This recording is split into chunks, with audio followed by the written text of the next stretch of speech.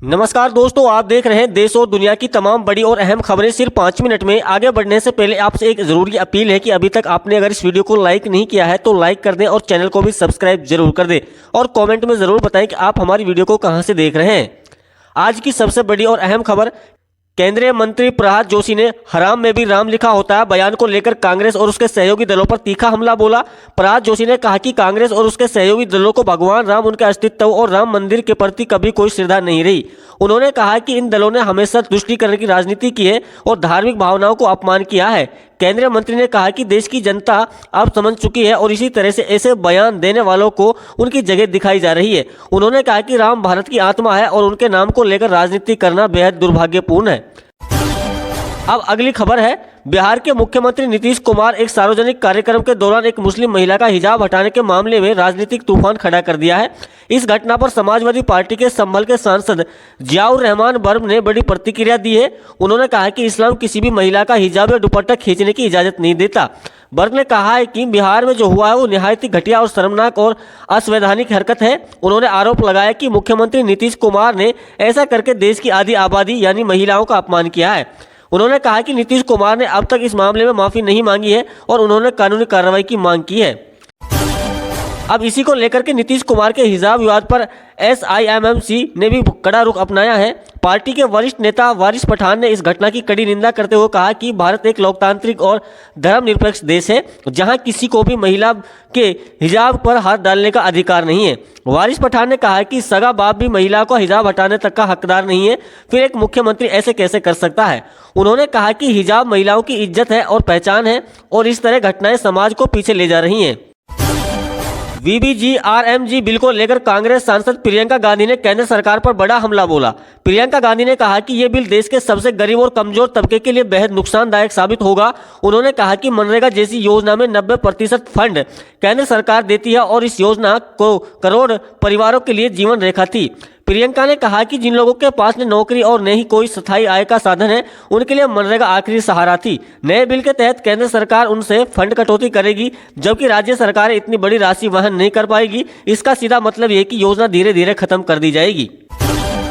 अब इसी बीच उत्तर प्रदेश से एक बड़ी खबर निकलकर सामने आ रही है। मुख्यमंत्री योगी आदित्यनाथ ने गोरखपुर में गोरखनाथ मंदिर के पास बने फ्लाईओवर का उद्घाटन किया। उद्घाटन के दौरान मुख्यमंत्री ने कहा कि वर्ष 2017 से पहले उत्तर प्रदेश पहचान से संकट से जूझ रहा था। उन्होंने कहा कि जब राज्य और केंद्र में डबल इंजन की सरकार होती थी तब विरासत और विकास दोनों साथ चलते थे। मुख्यमंत्री योगी ने कहा कि 8 साल पहले गोरखपुर में बीमारी, गंदगी, अराजकता, माफियागिरी और बोलाबाला था। लोग बिजली, पानी और बुनियादी सुविधाओं के लिए तरसते थे। सपा सांसद डिंपल यादव ने VBG रामजी बिल 2025 को लेकर बीजेपी सरकार पर तीखा हमला बोला।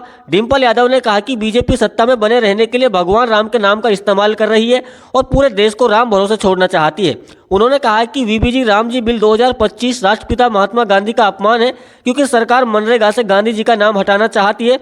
डिंपल यादव ने वायु प्रदूषण के मुद्दे पर भी सरकार को घेरा और कहा कि सरकार अपनी जिम्मेदारियों से भाग रही है। बीजेपी द्वारा पंकज चौधरी को उत्तर प्रदेश बीजेपी अध्यक्ष बनाए जाने पर समाजवादी पार्टी के अध्यक्ष अखिलेश यादव ने हमला बोला। अखिलेश यादव ने सोशल मीडिया प्लेटफॉर्म X पर लिखा कि विधायक बड़ा होता है सांसद, राज्य बड़ा होता है या केंद्र, राज्य का मंत्री बड़ा होता है या केंद्र का मंत्री। उन्होंने सवाल उठाया कि जब 5 बार के विधायक को राष्ट्रीय अध्यक्ष और 7 बार के सांसद को राज्य अध्यक्ष बनाया जाता है तो इसका कोई तर्क नहीं बनता। अखिलेश यादव ने आरोप लगाया कि बीजेपी ने पीड़ित समाज को नीचा दिखाने का नया तरीका निकाल लिया है। मुख्यमंत्री नीतीश कुमार के खिलाफ श्रीनगर में FIR दर्ज की गई है। यह FIR हिजाब विवाद को लेकर जम्मू कश्मीर के पूर्व मुख्यमंत्री महबूबा मुफ्ती की बेटी इल्तिजा मुफ्ती की शिकायत पर दर्ज कराई गई है। इल्तिजा मुफ्ती ने कहा कि मुख्यमंत्री जैसे संवैधानिक पद पर बैठे व्यक्ति द्वारा इस तरह का आचरण बेहद निंदनीय है। उन्होंने कहा कि किसी भी महिला की धार्मिक पहचान के साथ छेड़छाड़ करना न केवल असंवैधानिक है बल्कि ये लोकतांत्रिक मूल्यों के खिलाफ भी है। इल्तिजा मुफ्ती ने मांग की है कि नीतीश कुमार इस पूरे मामले में सार्वजनिक रूप से माफी मांगे और उनके खिलाफ कानूनी कार्रवाई की जाए। उत्तर प्रदेश विधानसभा के शीतकालीन सत्र के दौरान समाजवादी पार्टी के विधायक जाहिद बेग ने खराब वायु गुणवत्ता के खिलाफ अनोखा विरोध दर्ज किया। जाहिद बेग ऑक्सीजन सिलेंडर लेकर साइकिल से विधानसभा पहुंचे। उन्होंने हाथ में AQI से जुड़ा पोस्टर भी पकड़ा हुआ था। जाहिद बेग ने कहा कि खराब वायु गुणवत्ता के कारण अंतर्राष्ट्रीय क्रिकेट मैच तक रद्द हो गया।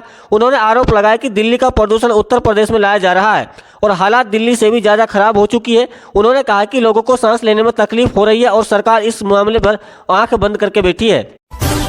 लोकसभा और राज्यसभा के अनिश्चितकाल के लिए स्थगित होने के साथ ही सांसद और शीतकालीन सत्र समाप्त हो गया।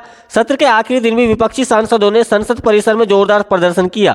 विपक्ष में वीबीजी रामजी बिल के खिलाफ नारेबाजी की और सरकार पर ग्रामीण भारत को नुकसान पहुंचाने का आरोप लगाया। संसद परिसर में तृणमूल कांग्रेस के सांसद धरने पर बैठे नजर आए। हालांकि सरकार ने दोनों सदनों से इस बिल पास करा लिया है, लेकिन विपक्ष लगातार इसे वापस लेने की मांग कर रहा है। वीबीजी रामजी बिल 2025 को लेकर समाजवादी पार्टी के सांसद राम गोपाल यादव ने सरकार पर गंभीर आरोप लगाए। राम गोपाल यादव ने कहा कि ये बिल मनरेगा को खत्म करने की साजिश। उन्होंने कहा कि राज्य सरकारें 40% हिस्सेदारी नहीं दे पाएंगी, इसलिए ये योजना जमीन पर लागू ही नहीं हो पाएंगी। उन्होंने आरोप लगाया कि जिन योजनाओं को राज्य केंद्र की हिस्सेदारी इसी अनुपात में हो रही है, उनमें से एक भी योजना सफल नहीं हुई। उन्होंने कहा कि बिल गरीब मजदूरों के खिलाफ और इससे बेरोजगारी और बढ़ेगी।